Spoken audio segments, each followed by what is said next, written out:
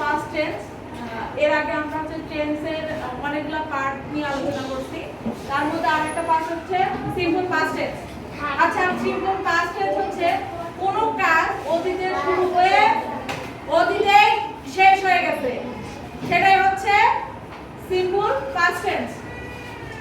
Simple past tense হচ্ছে subject plus ভার্বের B form plus object.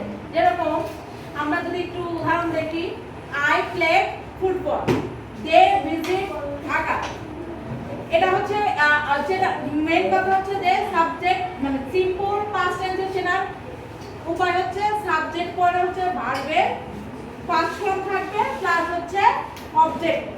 এখন আরো একটু সহজভাবে যদি আমরা চিনতে যাই যে এটা সিম্পল পাস্ট টেন্স কিনা, যার ভিতরে হচ্ছে যে yesterday, last night, last week, last year, এই কথা প্লাস হচ্ছে এগো, ইন, 2020, অন, দেন, এইগুলা যদি কোনো সেন্টেন্সের মাঝে থাকে তাহলে সেটা হচ্ছে সিম্পল পাস্ট টেন্স। আর সিম্পল পাস্ট টেন্সের জন্য কিছু রেগুলার ভার্ব এবং ইররেগুলার ভার্বের দরকার হয়। সেই রেগুলার ভার্ব কিভাবে তৈরি হয় সেই বিষয়ে আলোচনা। রেগুলার ভার্ব যে ভার্বের শেষে ইডি, আইইডি বা ডি যোগ করে ভার্বের হচ্ছে পাস্ট মানে বি2 ভার্ব তৈরি করা হয় বা বি2 ভার্ব তৈরি করা হয়।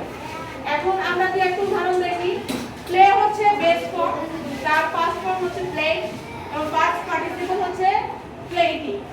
আরেকটা হচ্ছে